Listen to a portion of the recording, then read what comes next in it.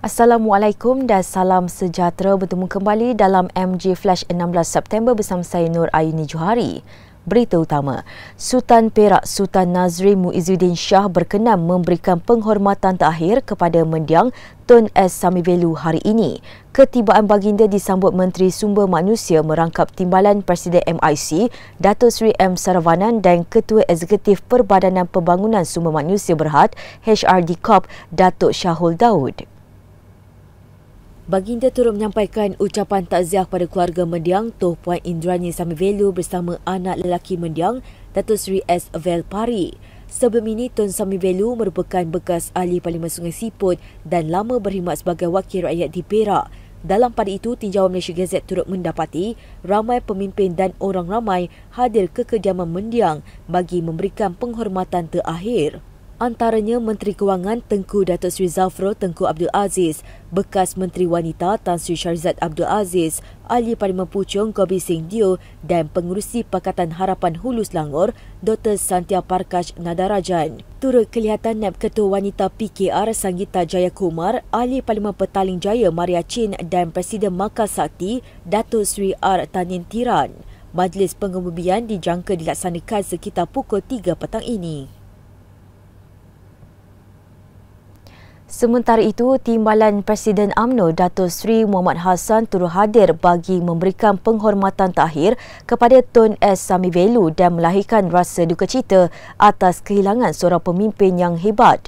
Dalam nada sayu, beliau berkongsi bagaimana bekas Presiden MIC itu berjaya menabur bakti bukan sahaja kepada parti, sebaliknya telah memainkan peranan dalam pelbagai transformasi negara selama beberapa dekad. Walaupun kadang-kadang bercakap secara berseloroh, tetapi beliau mendiang adalah seorang yang amat tegas. Once he say yes, mean yes all the way. Dan jika dia bantu, dia akan bantu sampai berjaya. Hidup beliau mendiang penuh dengan orang kata colourful event, colourful life. Daripada kecil susah, self-made leaders kan, menjadi seorang pemimpin dan menjadi pemimpin parti Malaysian Indian Congress yang paling lama, ya, dan menjadi salah seorang MP yang paling lama di tanah air juga, ya. Dan di dalam pemimpinan beliau, MIC telah pun bergerak banyak ke depan, melonjak, dapat membela khususnya masyarakat kaum India di negara ini. Berita seterusnya, ada gerakan sulit untuk menjodohkan Perikatan Nasional PN, Barisan Nasional BN dan Gabungan Parti Sarawak GPS selepas pilihan raya umum PRU 15. Timbalan Pengerusi Badan Perhubungan UMNO Johor, Datuk Nur Jazlan Muhammad mendakwa gerakan itu dijalankan beberapa individu dalam UMNO sendiri. Datuk Nur Jazlan dalam hantaran di Facebooknya berkata kumpulan itu cuba melemahkan UMNO dari dalam dengan harapan dapat mempengaruhi barisan kepimpinan BN supaya menerima PN sebagai rakan kerjasama politik di masa depan. Katanya mereka juga sanggup menerima kata-kata politik bekas UMNO dari Bersatu dan cuba membuat taktik pengambilalihan BN. Mereka juga dakwa beliau cuba untuk meminang GPS supaya menerima projek Trans PN-BN Borneo bagi menubuhkan kerajaan campuran selepas PRU 15.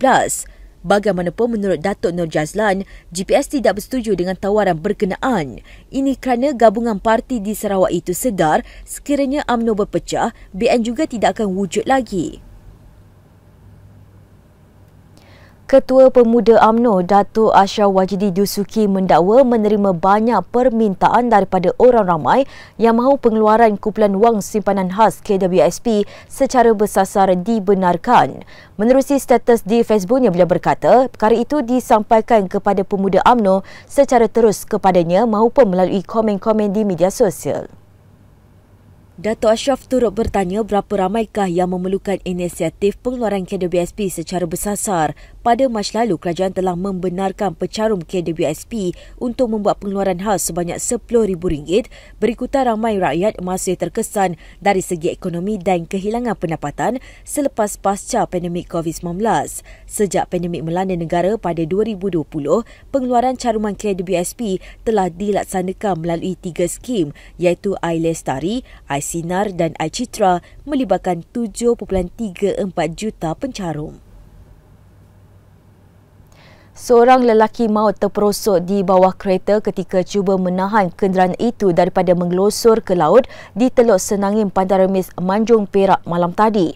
Jurucakap Jabatan Bomba dan Penyelamat Malaysia JPPM Perak berkata, mangsa iaitu Muhammad Hafiz Ramli, 31, ditemui mati lemas di bawah kenderaannya berdekatan kawasan pantai itu.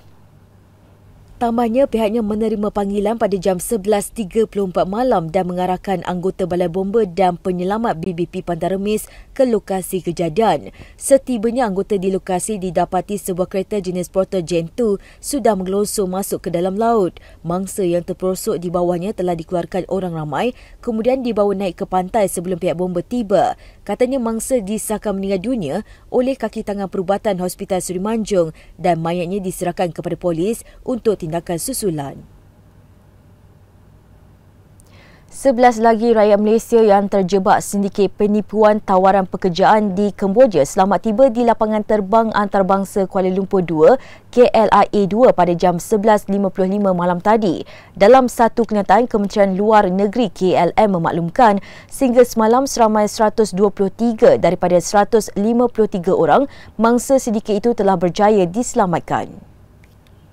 Sehubungan itu, KLM mengucapkan terima kasih dan penghargaan kepada kerajaan Kemboja melalui pihak berkuasa negara itu atas kerjasama baik yang diberikan dalam mengesan serta menyelamatkan kesemua mangsa.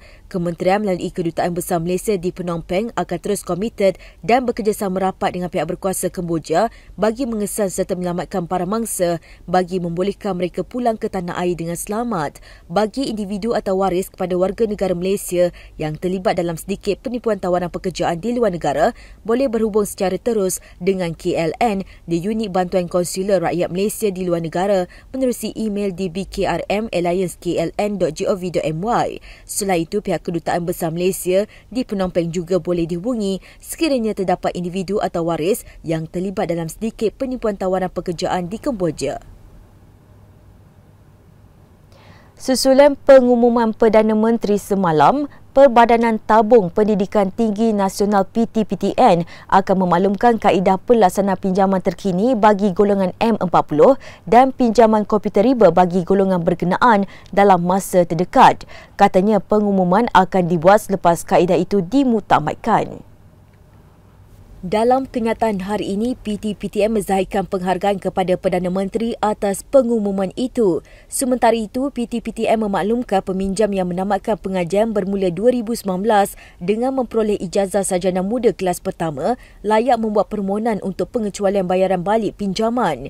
Katanya permohonan yang dibuka sejak semalam sehingga 31 Disember depan boleh dibuat di portal rasmi organisasi itu.